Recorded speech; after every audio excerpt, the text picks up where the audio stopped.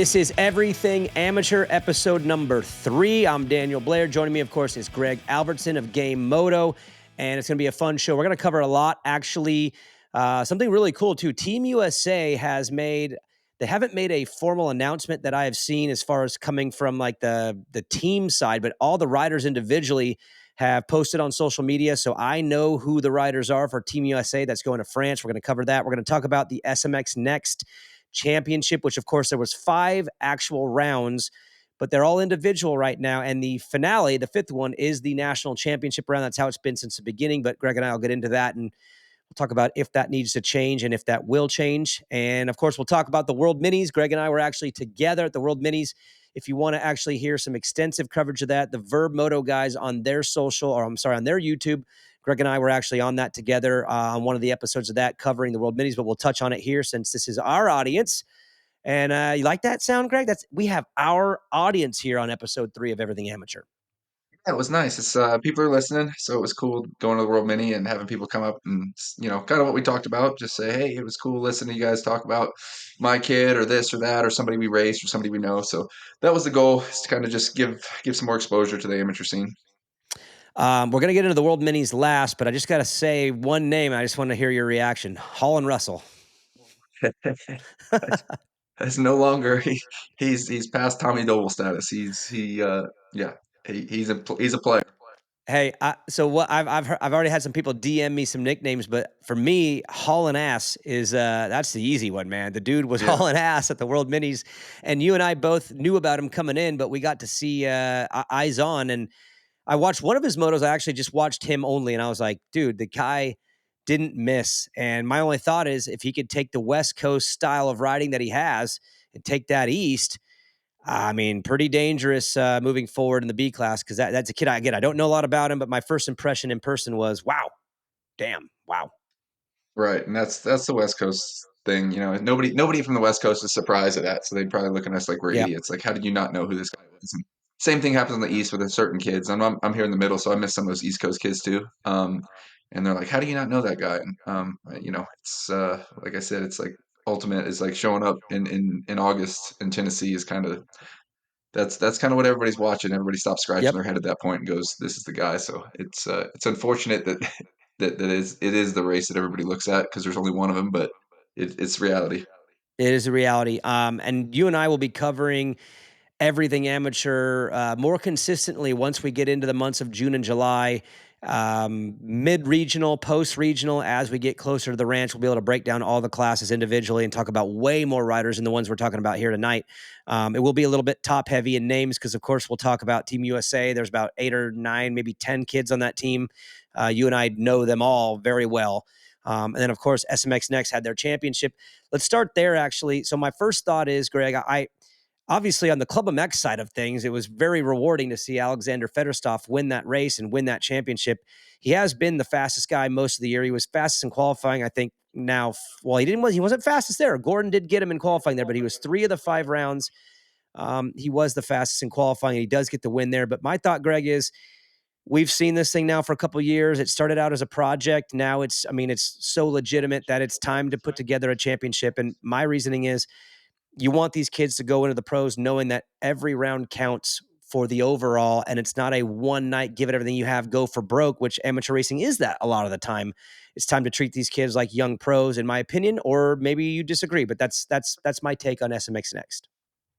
I think it would be cool if it would give somebody a chance to go ahead and win. That they couldn't do the whole series, but I think it's like it's at this point it's like having an East West shootout or East and West Supercross, right? Like it's not everybody that's winning can afford to go to all of them, right? They're on teams, and in this case, anybody fast enough is getting the support to be able to go to all of them.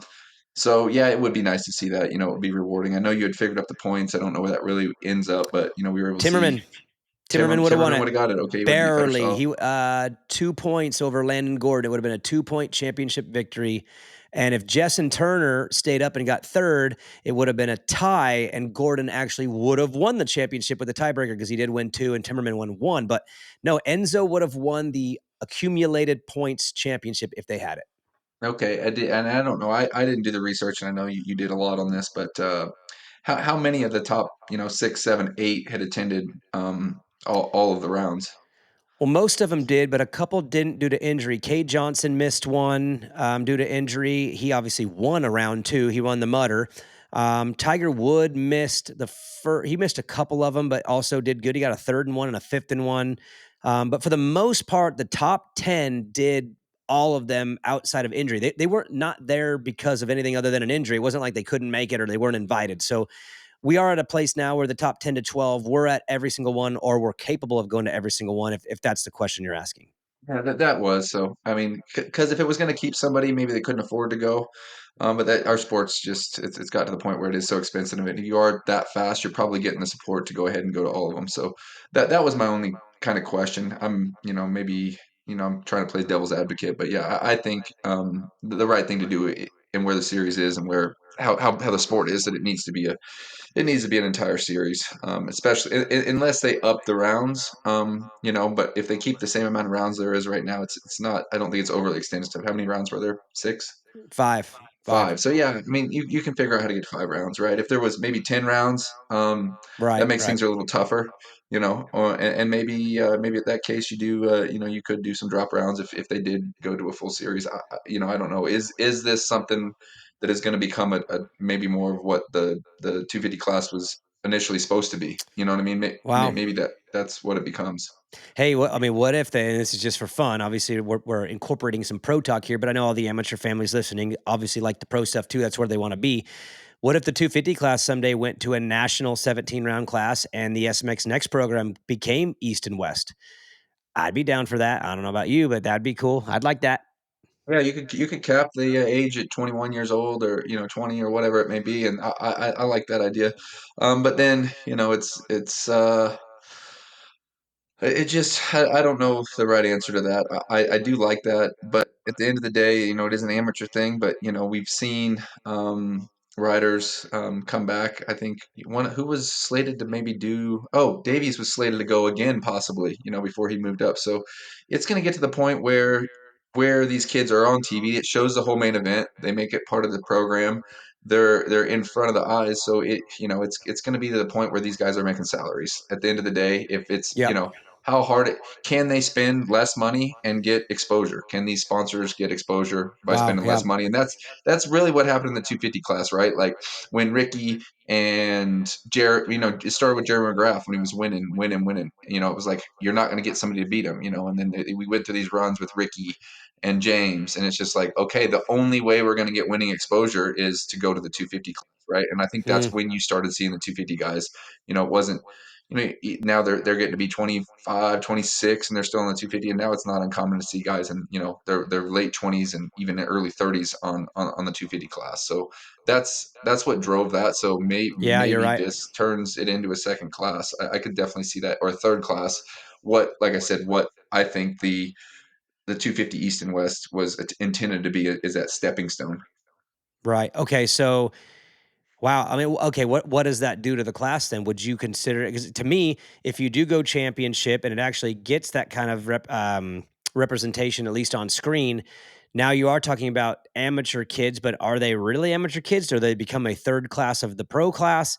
And then if that's the case, then again, is it still considered amateur? Is this something that we would even talk about in a year from now if it was a championship? Or these, because right now it is. I mean, again, Wyatt Thurman he was the youngest rider out there this year. He was 14 years old when it started. He's a 250B rider. He's purely an amateur at the moment, but if this becomes a third class and these riders start just doing this only and not going to amateur races outside of Loretta's, are they still considered amateurs now, or are they the third class of pro? I mean, that is a risk that you are running by doing this too. So I guess we're inside uncharted territory, Greg. So what's your thoughts on that? Just what do we call these kids if that happens?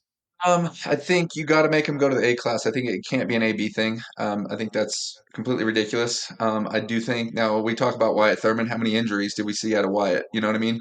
We saw Grayson Townsend have some crashes. Wyatt Thurman. We had all the younger kids in that class get injured, and now they're talking about moving the pro age up to 18. But now you're gonna put a series on and allow 14-year-olds onto that. Is that safe? You know what I mean? Is it safe to let so, but there is that thing, and they're B riders, right? That's not, and you're riding a professional Supercross track, so you're skipping a whole thing, and they're letting B Right. riders run this. Do you think there's a problem there? So it's one thing to take that. that leap, if you want to take that leap to the A class when you're 14 and it's legal. But I think the first step they need to make is cutting off the B class to that. And then if it is a Okay. stepping stone, right? A lot of people are getting kicked out of that class, right? Or not kicked out, but you can't get in the entries, right? It's not anybody can go see it, right? Because you go into this championship, but if you get top five, it qualifies you for the championship, right? So now it's the same guys going over. It's becoming this series. So is it the road to, is it SMX next? Is it, or is it a way to get your points for Supercross? But if it's the same guys winning them, it's not an advancement thing. It's just another series to win. You know what I mean? So if it was a true advancement, you would take the guys that qualified, the five, because they're taking five each from the last one, get them out of there and let another five guys in and give them a chance, right? So Right, many right, people are right. getting turned away from the SMX next because you've got the same 10 factory riders going every single time. So is anybody even getting a chance to experience this? How do you get in, right? It is because it's already become it's a series. So for me, the reason they started this thing, they need to figure out a way to get more people into SMX next, because if it becomes this thing where the same 10 factory riders show up and then the same other guys sign up for every race, how's that allow for You're new right. people on the gate? Are they doing qualifiers? I don't believe, were they doing qualifiers at these races? Just time qualifying that led them to their main event. So no heats. Nope. Just a main. Yeah, so then you're going to have to figure out how to let more people come and prove themselves. Can you imagine, if it was just the 22 riders, that had factory rides that only went and there was no qualification? That's essentially what you're doing. So you're not actually even giving these kids a chance to go out and how are they going to go, you know, get the Hmm. experience, right? You got to know somebody, you already have that factory Oh, ride, or bro. you know, I got a solution for you. It's called an East, a West, and a Central. You have 9 of the qualifying rounds, and then the 10th one is the national championship round. Well, no, that ruins the whole method. Then that's if you keep it to a 1 round national championship. Yeah, you're right. It is complicated because if it's a championship, then you have to let in more riders than the 22 that fill the gate, but they don't have time in the day to run heats and qualify. They barely can fit this thing in there. So how do you fit this thing in there if it's the same 10 kids that are on teams and then 10 kids that are all qualified good A riders? You're right. No one gets in it. So it's weird right? because If it's an top invitation, five, you but it's qualify. Is it top five you qualify for the next race? Or the championship, right? I think if you make a top yeah, five. that's how they do it now. If you get top 5 at the first one, you're in, but you get to keep racing, and then they just take the next 5 guys at the next one. So essentially, it works itself out to fill the gate. But man, it is complicated. It's great, but it's complicated. So maybe the format can't change because they I can't be don't running heat know. For races and me, LCQs during the yeah, day. and for me, I don't. I'm not saying it's necessarily broken now, but what's the true purpose here? What are we trying to achieve? You know what I mean? I don't know what that is. Well, it's always been the bridge. It's been the bridge between amateur and pro, so that you don't have to go from Ponca to racing RJ Hampshire. Mhm. Which again, that's a very tough go when, especially when the sport is very, very top heavy in the 250 class right now with riders who are older. Max Anstey, Cameron McAdoo, like these are experienced. These are men, man. I mean, McAdoo, not McAdoo, but Hampshire and Anstey, they got kids. You know what I mean? So it's like it's very complicated right now to move kids into the pro class against these vets, which it's always existed. I raced against Sellards and some of these guys that were older, but and Pingree and Nate Ramsey, but still at the same time, it was meant to be a bridge. And I feel like it is, as far as it's been a great bridge so far. But the problem is it's so popular now and it's becoming a kind of a factory class. And you have kids that are avoiding racing amateur racing now because they want to do these only, but these are Yeah, still invitational. So it's kind of complicated, for being honest.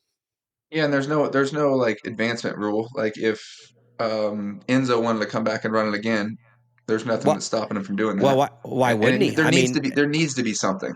but there's the thing. If he doesn't get a ride next year, which there's not a lot of rides available, if he don't get one and Gordon don't get one, like they're all coming back next year around anyway, and they're going to be 18 in the first round and 19 by the second one, which there's nothing wrong with that. But essentially, Gordon won 2 this year and got 2 seconds, but he could come back next year and probably will. Yeah. So yeah, you're right. It started out as a weird little project. Remember, it was Ryder D, Chance Hymas, Gavin Towers. Those were the 3 that first year, and then a couple other guys snuck in there. But now it's loaded. I mean, it is loaded through the top 20, and it's like they created an amazing problem, Yeah. and I don't know what they're gonna do, but Interesting conversation. Your thoughts on Alexander Federtoff, who won the thing, and for me, again, very rewarding on the Club MX side. Being with him for the last month and seeing him put it together was awesome. But your thoughts from the outside? I mean, what do you think about this kid and what he did? Um, Impressive. He was a little bit on the squirrelier side, but I mean, in that class, everybody was on the squirrelier side. It was like I didn't watch. I mean, I would say Landon Gordon was for me probably the most, or Tamerman Enzo was probably he looked probably the most in control, probably followed by Landon to me. But Landon had some weirdo crashes and rides and stuff. So everybody in that class, it wasn't like somebody was just rock solid. I would say Enzo, and it showed because you said, if you scored points and you added them up, like if they scored like regular Supercross points, he would have had the championship. So other than that, it was a crapshoot.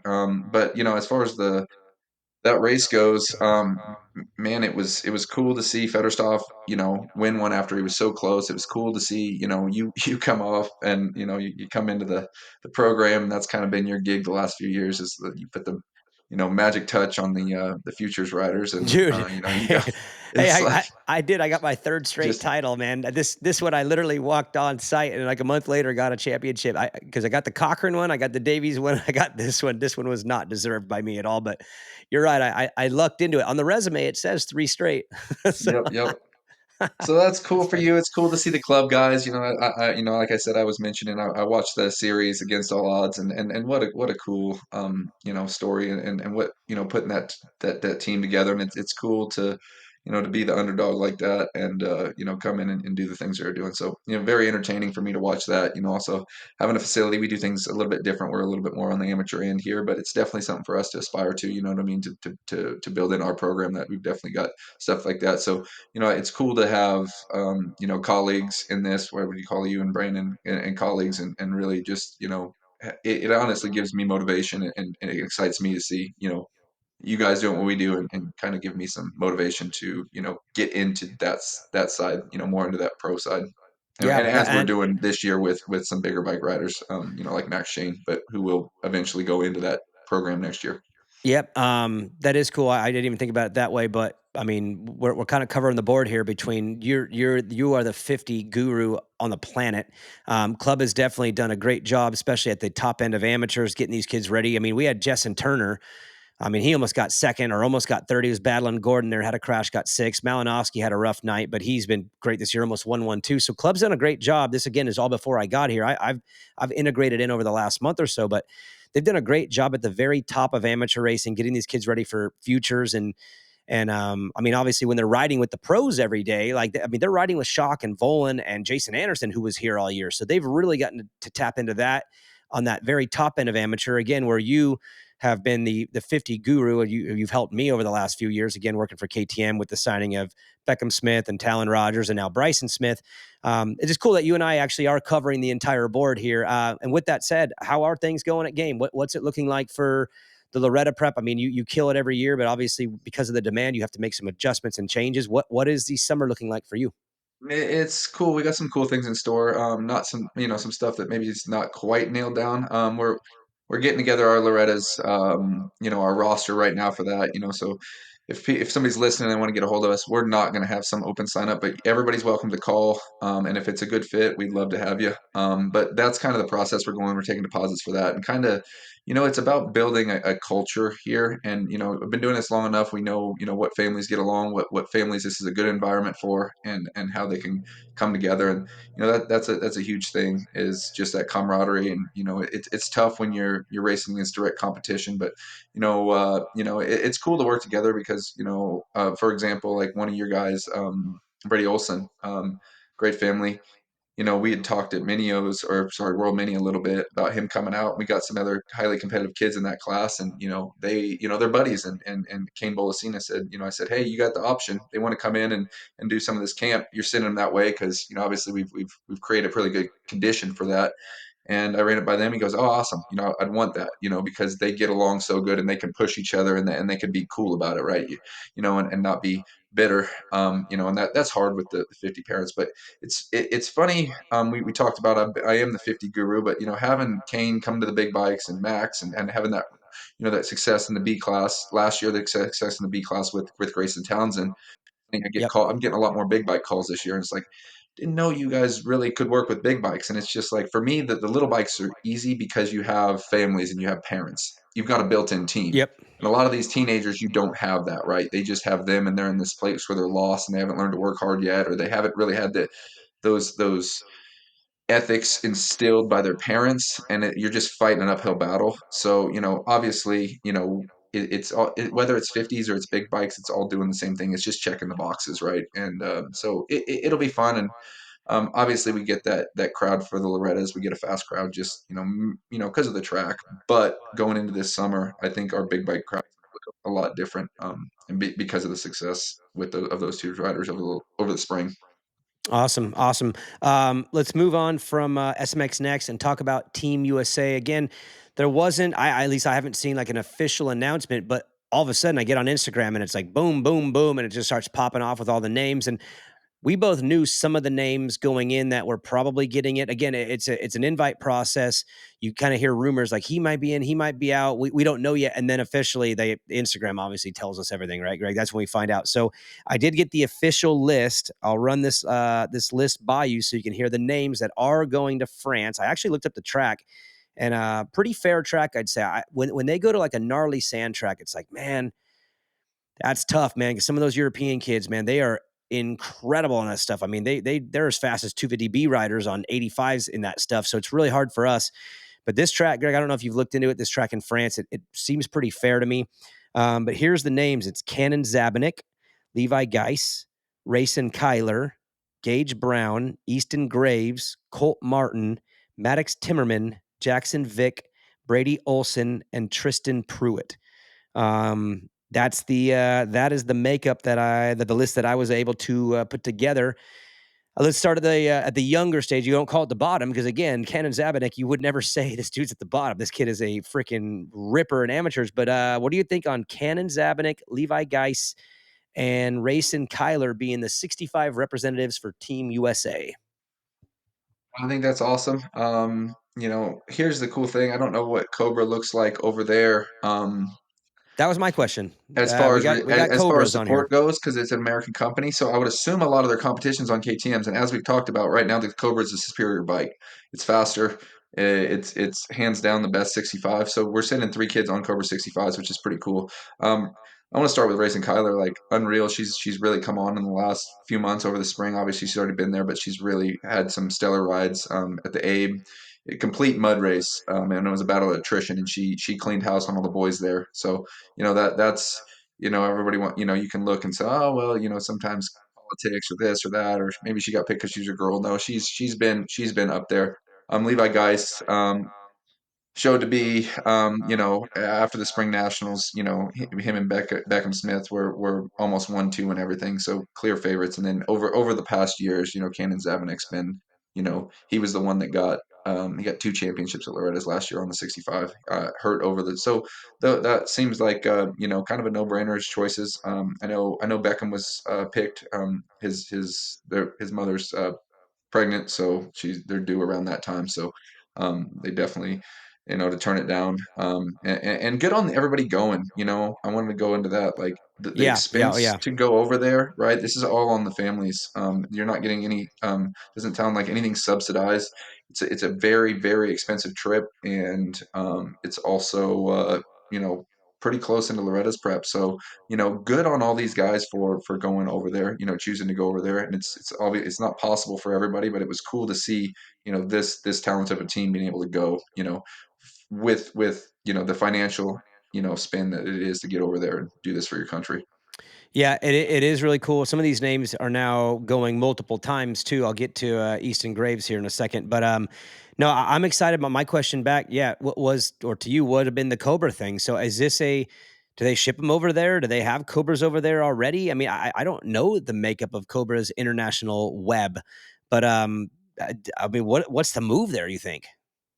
Yeah, Cobra will ship. I know, Jet Rao got invited to the Moto Masters thing, and they talked about shipping. So now Okay. I don't know with Yeah, they're all Cobra Elite riders, so I would assume, yeah, I would say that Cobra's going to take care of all that stuff. Obviously, they want that presence, and I do think they got a little bit of help there, but I don't maybe don't quote me, but the little bit I talked to Rao, it did sound like that was an option, and that they when they had brought it up to Cobra, so I would assume they're going to get bikes shipped, which is a huge deal to have, everything shown up ready to go with your bikes. Where I don't think that's going to be an option. I mean, obviously everything's an option with time and money, but that's definitely not going to be an option with some of these other kids. However, it's going to be pretty easy to get the bikes. We'll get to the 125 guys last, but I got some definitely questions about the bike situation with Yep. Brady and Tristan.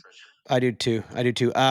So let's go 85 now. And I hope I don't. The only name in this group of 85s that I would say is in this group.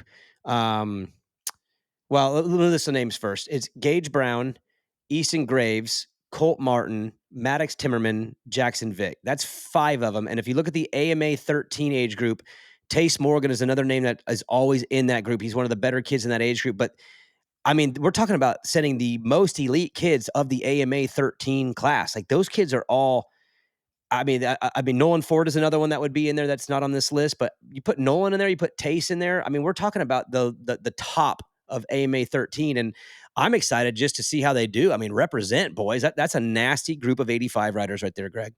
Yeah, and like you said, you alluded to it. France is definitely a little bit more hard packed. I didn't take a close look at the track. This track wasn't on the GB schedule. There are some pretty hard packed like rocky tracks that I don't know how our kids would do. But usually, if they're picking a track like this on an FIM series, they'll probably it'll probably have some decent amount of traction to where I think our guys will be all right. There's definitely certain tracks in Spain and France that are they're on such an opposite end of the spectrum. It would be almost as bad as sending them to a big sand track. Right. Our riders over here, our versatility isn't as good. To go from, for example, when it because we look at a track and go, oh, it's too dry, or it's too this, or it's not like Loretta's, or it's not like Oak Hill, or it's not like this. So we pack up and leave where they ride no matter what. They ride in the Our tracks, rain. They our ride, tracks are pretty good. That and if we're being they're honest, pretty dude, our tracks are consistent too. pretty You know what I mean? damn good. Yeah, good dirt.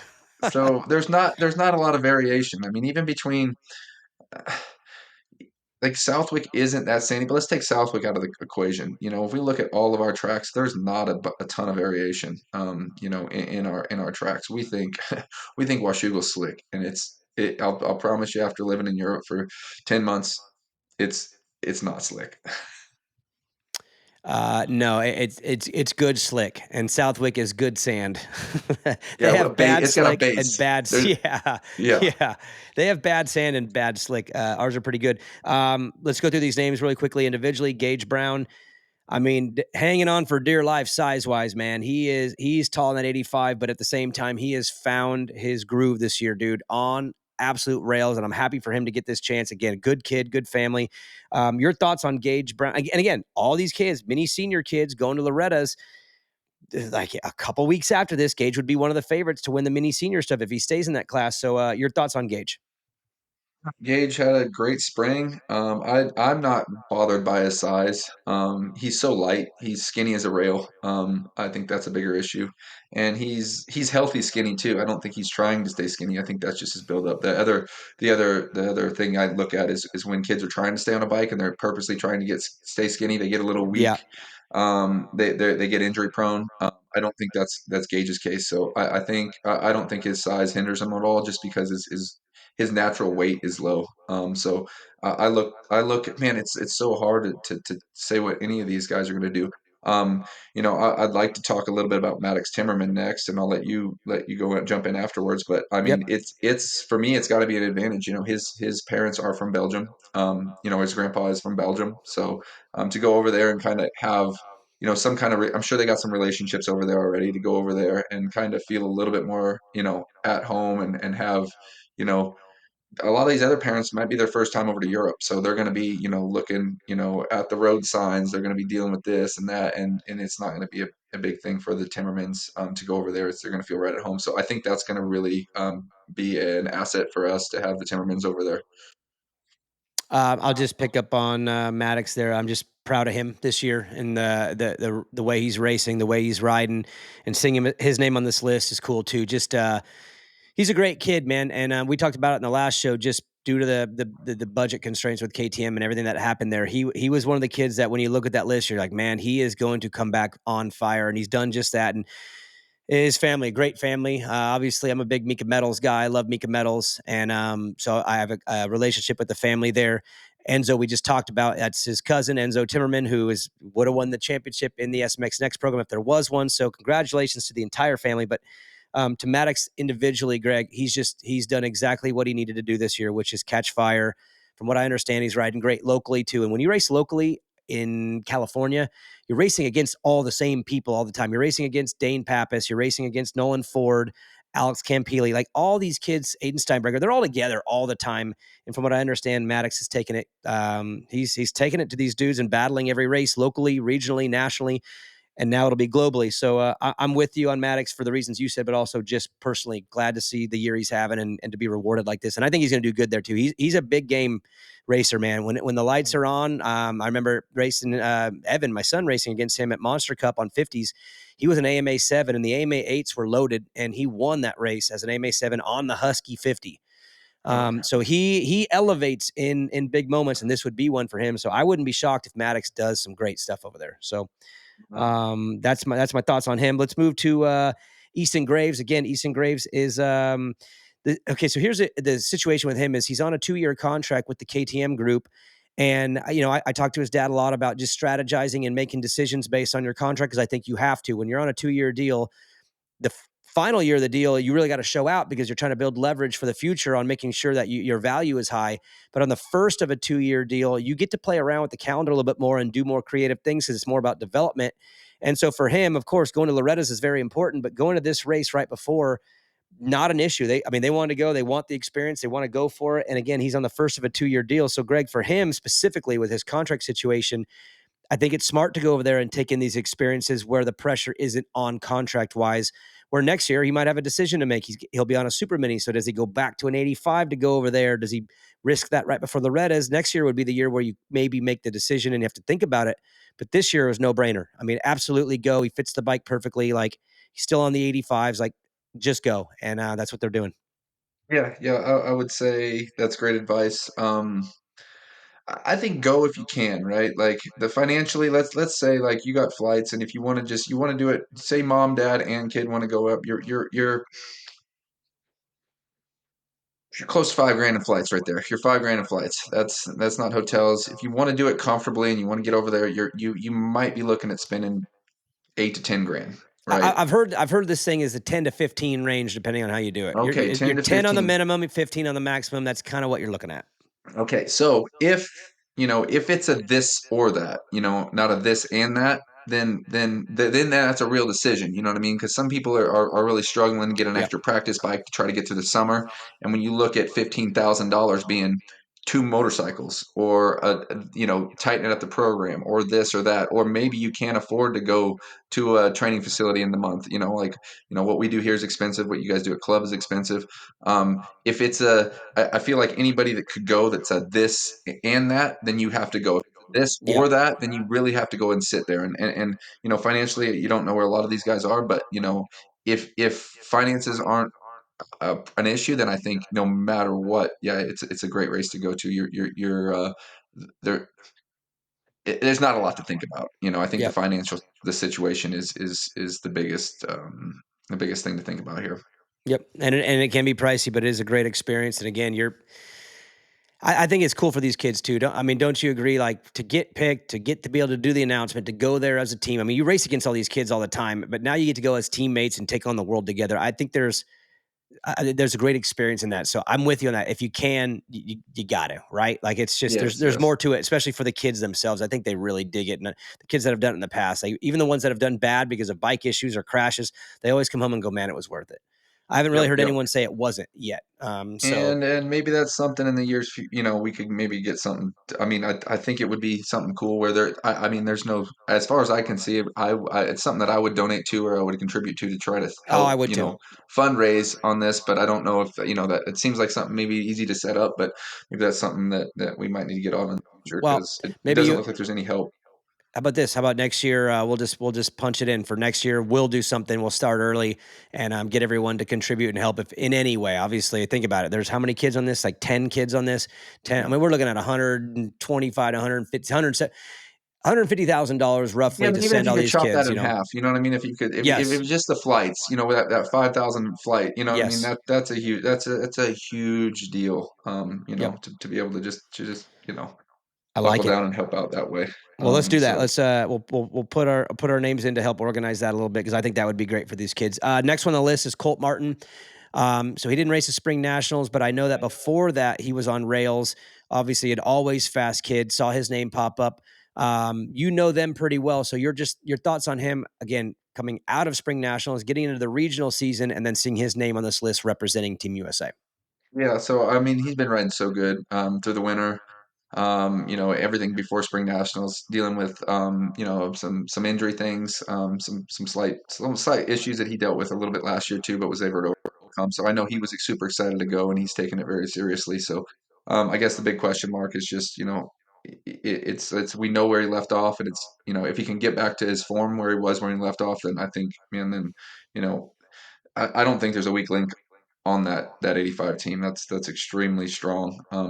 And nobody on this team. I mean, it's such a stacked team because when you look at everybody here, I would have a hard time ranking them, in order at any Oh race. You yeah. know what I mean? I can't look at it and go, I for sure think we're going to be here, here, and here, with these guys, and even with racing, we talked about on the 65. She might be number three in that group, but like how she's ridden, at the Abe just recently, I was very impressed. Um, the last time I saw Colt Martin myself was at the Guthrie Arena Cross, which was the Guthrie Supercross. Let's just call it that. That track was, and he was pretty dang good at that. Obviously, completely different indoor outdoor, especially for these kids right now as they work their way into indoor stuff. But I'll just say that's the last time I saw him, and he was pretty damn awesome there. Jackson Vick is the next name, and another one. Again, you said it. Rank these kids 1 to 5. I feel like it's like an never ending cycle with this group. Jackson Vick, a Loretta winner 2 years ago, riding the 85 great, and also now riding the big wheel 85, getting into some super mini stuff too. But he's the fifth name, Greg, and you know him better than I do just based on location. He's the final guy on this 5-man 85 list. Your thoughts on Jackson Vick? Again, throw a blanket over those five or those Yeah, yeah, the there's world five the of them. world's got Okay. some heat coming. That's for sure. I can't wait to see how this group does because we're throwing Yeah, five at them, man. But it's again, all about how they're going to adapt to being in Tace a different Morgan country. and Nolan Ford too are in the same age group. That age group is unbelievable, really. If you take a look Yeah, at I that think that it's all AMA going to be 13. how adaptable are you going to be in a condition, being in a different country, how are you going to adapt to flight and jet lag and all this stuff that they may be dealing with for the first time. So that's going to be, but like I don't know. This is going to be awesome to see. And I don't know how this event works. I know they all want to win, but is if they can collectively just put their scores together and bring home a team championship, that would be really cool. Okay, so moving on to 125s. I got two of them, Brady Olson and Tristan Pruitt, and I'm just going to ask the question that you're going to ask. What bike are they riding, and how's that going to go? Because they're both on the old carb models, and they're going over there to ride the non-carb models, from what I understand. And Greg, I don't have an answer for you, but my question is as big as yours. Like, how is that going to go against the European kids that are on these things where they got them figured out? And I don't know if these kids are going over and riding stock ones. Dude, I don't know. But to me, big question mark for Brady Olson and Tristan Pruitt when it comes to their bikes. Yeah. Same. I don't know. There's, Braxton Mess went last year, did extremely well. I don't know if they were offered the opportunity to go again. He's obviously the only one on that newer bike. Um, they are currently those two have the fastest bikes in their class. The two older KTM's against the Yamahas again, the Yamahas are running really good. There's a reason they're on those older bikes is because they are the fastest bikes. So you go from having the fastest bike to a bike that's mid. That's you're really going to kind of get to see what that class is. And I can tell you one thing from what I saw at the Spring Nationals, that class is heavily start dependent. So kind of curious to see how that works out. I didn't know. I was thinking they might try to find some older bikes over there. I'm sure it's still happening over there. You know what I mean? I don't. That's those older bikes are floating around everywhere. But I mean, you're close to Brady, so they are riding new bikes, or there's no way of them finding the older bikes. I believe last I spoke to them, they are riding the new ones. They're getting, but here's the thing with Olson, they're going for the experience. They're not afraid of it. They said whatever the bike is, we'll do the best with what it is. We just want to go and try our best. So the attitude with them is bring it on. It'll be okay. I don't know the Pruitts very well, and I know for them, the motorcycle is very important. He has very good bikes. They take that part very serious. So I don't know if he's trying to figure out something. Maybe you and I will figure that out over the next few weeks if they are trying to resource or source out some mods or things to make them better. But the last I talked to the Olsons was bring it on. What it is, and we'll just go and race our hardest and take the experience in it and battle as is. So we'll probably find out more, and I would assume they're going to get some help too. You would hope so, being only two. Now, if they were sending four of these 125 kids over there, it'd probably be a lot harder. But maybe because there's only two, maybe there's a chance to get in with some of the support over there on that side of the pond, and maybe they will get better bikes or get some support on the engine side, because I would like to see a fair shake. I think both of them are riding really good right now in the 125, and I would like to see them go at that 125 class fairly. But if they're going over there and just riding stock ones, it won't be fair, and it'll be on them just to battle through it. So that's be my thought. I hope they find something to make it as fair as possible so they get a shot to win without having to just be super dang special on stock bikes that are way behind. Yeah. No, I would say that you're gonna. I think they'll still do pretty good. I would assume that 125 class over there. Probably people. They're probably going to be some of the older kids in the class. Well, Brady, how old's Brady? 15 or 16? AMA 15 and 15 till the end of the year. He's a late birthday, so a Okay, true okay. So 15. he might be, yeah. So, but I would say a lot of those kids that are riding 125s over there, I would assume they're probably younger than our 125 kids over here. I don't know that for a fact, but I would say that was more of a stepping stone bike over there to get on earlier. It seems like in Europe, because of they've got championships to chase and not just one They've got race. more 250 options too early. They definitely with that EMX. But they also have that EMX 125 class that's taken pretty serious too. But I'm curious. Actually, I'm glad you brought that up, and I'm going to look that up when we get the result, or because I think all of our AMA 13s fit pretty dang good with the 85 kids. But you're right; these are AMA 15s and Pruitt and Olson. I'm curious what the European age is. When Cochran went over there, he was an AMA 15, and he was 16 years old at the time. And he was battling with some kids that were way bigger than him. So it's probably year by year, but I'm glad you brought that up. We should look into that and see what that age class actually looks like over there this year with the 125s. But for sure, like you mentioned, though, I think it's just an experience for all of them. I don't think anybody, and maybe they should though. Here's what they maybe should be looking at, trying to show out to where you could possibly get a ride over there. I don't think that's anybody's, mentality. I think that's some people's mentality when they come to the U.S. from it, But I don't know how many of those kids, their dreams become Supercross stars. So I don't know how many of Yep. them it's like we need to go over there and show out, but they should. But I would say most people are just going for the experience of being in there and racing in that environment. So we'll see, and maybe we got our head buried, but I couldn't tell you, who finished what last year at that race. You know what I mean? So it's one of those things where we're not watching that close. Probably not as close as we should, and maybe we should get a little bit more. Maybe we should make a little bit bigger deal of that over here. Because in the past, I couldn't tell you if we've won that race or how many champions we've had come from that deal. They do a pretty good job at Loretta's about talking about it, I think, but that's all I hear about it all year. So I don't know. Hopefully, let's try to give this as much coverage as possible. And we are back. Greg's computer got jacked up. Oh, mine, yeah. Even though I'm the The one who's, podcast guy, you're remote. yeah, even though I'm the one whose face looks different now here with a different screen. No, it was all Greg's fault. But no, it's my fault. I know we were wrapping it up there on the Team USA talk with the 125 stuff, and we'll put a pin in that. And we'll close the show out with a little bit of World Mini talk. Again, you and I actually were there together, which was cool. And we did discuss this race on the Verb Moto YouTube channel. We had multiple nights. They did coverage every night of it, which was pretty cool. We got to talk about every night. Then you and I close it down with our thoughts. So if anyone wants to hear a more extensive version of that, you can go back and listen to that. But for now, just a quick wrap up on your overall thoughts of the event, what needs to happen in the future, just the track itself, which I thought the track was great, especially the fact that you got a little bit of everything there. They had a gnarly storm that made one day like brutal. Then the next day it got right in the middle. Then the last day was kind of dry. So the racers got everything.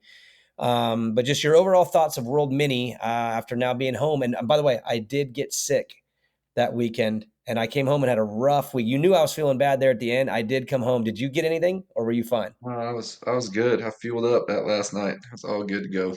No, I got wrecked pretty hard. But no, your overall thoughts of World Mini again. We started this off with some hauling ass Russell talk, but overall, outside of him, there was a lot of impressive racing. Your thoughts? One, like we talked about going in, it was so nice knowing when the motos were. Oh yeah, Having everybody was running 7 8. They were seven lap motos, 8 lap motos, every single one of them. They were ran on time. It was like, hey, when's your moto? It was not this number. After that, it was like 11:30, 2:45. It was so awesome to be ran like that. For sure, no excuse. I mean the track every day was different, for better or for worse. Just it was something different than our guys had never, that we don't see and haven't ridden before. And I saw those guys get better, especially someone like a Beckham Smith that's really grown up here. With me and with us here at Game. To get on a little bit different track, something that we're not used to, something that you might go and go, oh, this track, the first day because of the wind and stuff, you go, this track sucks. It's got holes. It's completely dry slick, and then to be followed up by, being rough and rutted and this and that. So we saw a bunch of different conditions, and racing was all time, and to ride a bunch of classes. There was enough time in the schedule that you could ride a bunch of classes. So it was really cool. I mean, from the 50s, it was stacked up, with guys like Edwin Meyer was probably, he was the 8-year-old in that class, but he was the standout, as far as that goes. And then, Ezra Armbruster, had some championship, got him a championship in the one class where, Edwin had an issue and had a flat tire. And then, Bryson, as the 7-year-olds between Bryson, there was another kid there. What's his name? He did really good. I should know better, but he rode really well. And there was, Armbruster and Bryson. I'm just trying to think of the classes. Obviously, Jet Rao, Yamina Burning shows up again. Yamina Burning's on rails. yep. The women are riding phenomenal. But She's yeah, she's it, always it had it impressive. had the talent there. It just didn't have quite the numbers. And I would, again, like I said, I would like to see that come around to where, those West Coast kids got a shot at some of the East Coast kids on their own dirt. And I want to give that to them. And that's a event that I'm gonna probably support. As long as it's there. Me too. Love the Verb guys. They obviously work their butts off, do a great job on the marketing. These kids get branded great off of that event.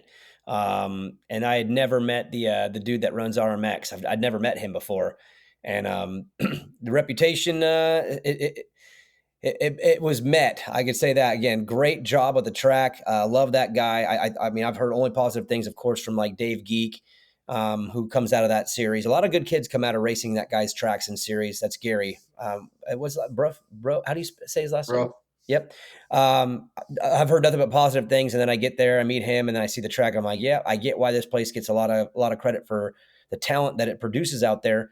And I'm with you. I'm going to support that race too because it is the World Minis. The West Coast needs another one like that. The promotion is great with the Verb guys, and I think that if we can just consistently get the talent out there at the top, it'll take. And I'm with you too. The West Coast kids deserve a chance to have a big race on their side and race against the East Coast kids on their own turf. And we got to get them out there more. You did a great job of that, obviously, with all the game kids that went out there. And I think in the future, there's more places on the East Coast facilities that are wanting to get involved too. So I think if we get ahead of it next year, we should be able to stack that race up even better. And they did a great job. I give 2 thumbs up, and I'll be supporting it as well. Yep. So everybody just got to get on the same page. I think too. There's also an awesome race here too. Moto Playground puts on that Abe race at Lincoln Yep. Trail. It was a competitive weekend, so a lot of talent there, and they dealt with some adverse conditions too. Lots of mud, like I mentioned. I saw Racing Kyler had a killer run up there, and some other. I think Riley Busey was up there, and there was definitely some talent at that. It would be cool, and I think it was unfortunate that it was the same weekends. It's definitely, I had riders go support both. I had riders from here. We had about it was about half the riders went there and half the riders went over to Vegas. And we had talked about, it was unfortunate that Vegas had to move their date, or World Mini had to move their date because of a scheduling conflict that happened last minute with Cal Classic. But I think these stuffs are all resolvable for next year, so we can get the turnouts at both, because I do think those are two races that are in the right time of year. They are a little bit further apart, but maybe we get a couple weeks between those races and allow my guys to go to both. Yep. Close us out by talking little regional talk. We're wrapping up the LQs. About to become the regionals here pretty soon. The first one that I know of, just because I know this one, is the 24th weekend at Ironman. That's the first big bike one. That's going to be loaded in the A and B classes because Ironman is a combine every year, and everyone knows that. So everyone went and qualified in that region. So, Greg, I'm not sure if you know the dates on the first mini bike one. I know South of the Border is the first one out by me. But Ironman, that is, I mean, talk about putting that one first on the big bike side of things. That one's going to load up. That's a combine Yeah. track, and they don't race there. There's no local racing there, so it's like there's no advantages. I mean, it couldn't be better in my opinion than being the first big bike regional.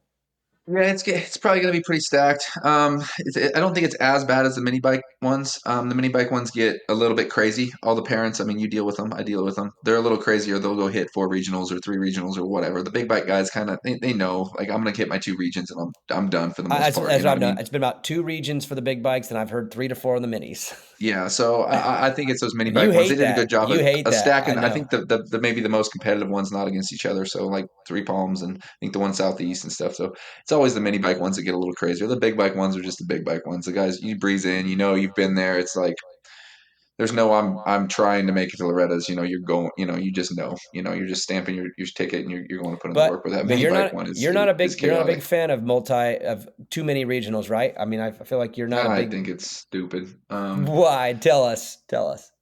Oh, it's just again, it's a trade-off. It costs a lot of money to go to these races, and if you know you can go and you can get in. Now, if it's close and you know they're close, but driving when there's 2 regions and you got to drive all the way to the other side of the country, outside of your region, to somebody else's, you know, do your two. You know, do your 2 closest regionals, hit it in, and you know, just that's for me. That's it. I think it's silly to go all the way across the country. I'd be looking at other things that you could you know make your program better, and if it takes you that many regions to go you're gonna I tell people if you think you need the more regions is do a middle if you're on the bubble do one in the middle and then qualify yourself for the last one don't bother showing up every time you miss one it just a little bit more anxiety a little bit more anxiety a little bit more anxiety so and if you're a player you don't need that many you know if you you're not gonna mess them up and if you're thinking I'm gonna mess them up I'm gonna mess them up or don't mess it up Then you might. that's exactly what you're gonna do Right. so, All you right. know, do the ones that make sense for you. And if you love racing and you want to go to all of them, but then, you know, a lot of people miss their home regional and then they get flack for going because they've already qualified. And that's a whole nother conversation we'll have to have when it gets closer, but that's another one Oh yeah, too. yeah, I yeah. I mean, know that's happened in the past, and it's not there, liked. you know, if you're going to complain about somebody going to a second regional, you know, and pulling off on the last moto because they didn't pull off in the first, second, or third, and you're just going for a vacation, the Red is great, but there's nicer places for just a vacation. Don't tell that to all the amateur parents. Oh wait, They don't believe that's in how I run a vacations. business. They don't believe in vacations either. Loretta's is vacation. But Right. Greg, good episode. When we come back in a couple of weeks, it will be regional talk, and we'll be more consistent on our way into Loretta Lynn's. I know it's gonna pick up. There's gonna be a lot of interest as we get closer. So again, thanks everyone for tuning in. This is Everything Amateur. I'm Daniel. That's Greg. Sorry about the little mishap there, late USA talk, but you know, Greg's got computer issues and he's doing his best. Dude, your filters aren't on. I thought your tan. You lost your tan when your good filter died. It was my fault, everybody. It was my fault. All right, good show, Greg. We'll talk soon. All right, bye.